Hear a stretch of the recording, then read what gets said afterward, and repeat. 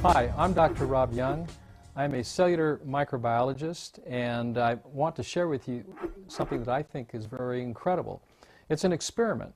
What I have here is my light meter, and what I'd like to demonstrate is the importance of salt and how we need to include more salt in our diet, and how significant sugar destroys the energies of our bodies, and how we need to eliminate sugar out of our diet. So I'd like to start out by taking some water here.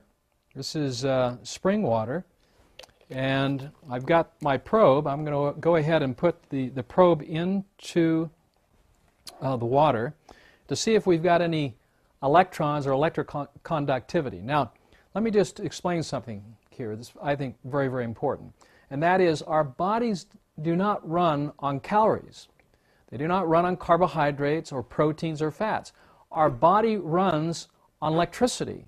It runs on electrons. And so when we eat food for its electrical potential or its electron concentration. So if I have a food or a drink that I'm testing, because of my research and what I've been studying for the last 30 years, is how what we drink and what we eat affects the internal environment of our bodies. And is it going to energize the body or enervate the body? So here we have some water that we're testing that has no apparent electrical concentration in the form of electrons. Now, I know you all know about this because when you go out and buy batteries, what kind of batteries do you buy? You buy the alkaline batteries, and what that really refers to is alkaline because of its electrical potential. So when batteries are energized, it's in relationship to their electron concentration. Okay, and when batteries go dead, they've lost their electrical potential. So what we have here is basically an electron deficient or an acid water that is going to give no energy or life force to the body. So what I'd like to then show you is what we can do to energize that body is by taking some simple salts such as sodium, potassium, or magnesium and calcium, and then add that salt to the water. And of course, when we add that salt to the water, we increase the electrical potential of the water and its electrical conductivity, which lights up my light meter. Okay, let's go ahead and pour another little glass of water here. Okay, and we'll go back then to the water here. Let's try the same thing with some cane sugar. Now, this is supposed to be natural cane sugar. Of course, you can see it's been processed. That's why it's white. It's bleached. We'll go ahead and put some cane sugar into the water. And this mineral water with cane sugar does not energize the water. And of course, we can see that for the fact that it didn't light up our light meter. Let's go back to our salt water again. And there we are. Let's go ahead and take a third one, all right? This third one is using a mineral salt, a natural mineral salt, unprocessed, from the North Shore of the Great Salt Lake. Now, there are differences between salt. Most salt that's on the market has been processed. It's been demineralized. Now, this product here, which is a liquid salt, has not been demineralized. So it's a whole salt which contains over 72 natural minerals. We'll go ahead and put the probe, the light probe, into the water. As we can see, it did not light up our meter. So we're going to go ahead and spray a little bit of this mineral salt, which increases electrical conductivity in electrons. Therefore, we have our light once again. Let's go back then to our salt water solution of magnesium, calcium, potassium, and sodium. And let's go ahead and then add some sugar. Now, the example here is I'd like you to think of this glass as your body, okay, energized, full of life.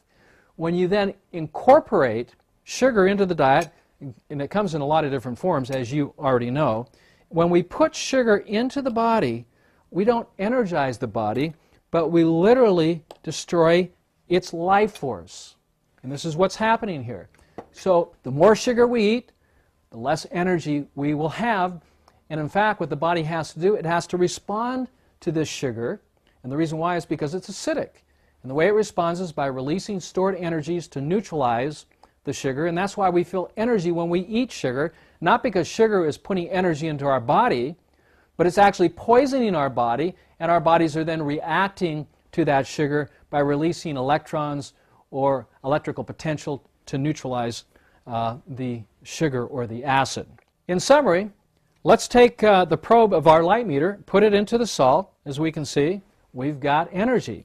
If we take the probe and put it into the sugar water, we have no energy. Why? Because the body does not run on sugar. The body runs on salt. That's why all of the fluids of our body are salted. Our tears, our saliva, our urine, our blood, our sweat are all salty solutions. And we need salt. In fact, we should be eating approximately 12 to 14 grams of salt, and that's if you are approximately 70 kilos or 154 pounds. We need to avoid sugar. So the question should come up, not should we limit our salt, but we should limit or eliminate the sugars in our diet and increase the salt, which will then bring life and light and energy and vitality to our bodies. Isn't that what we're looking for? I think so. And so I would encourage you all to consider what I'm showing you here today and think about salt and alkalinity, and that our bodies run on electrons, okay? Not calories, not carbohydrates, not proteins, not fats, but the electrical energy or the electrons from that food. And when we can put more electron-rich green foods and green drinks into our diet, this is when we literally energize our bodies, and we become healthier, we become more fit, and this is what I have found in my cellular research. So I share this with you so that you can then apply these principles to help energize and revitalize your body.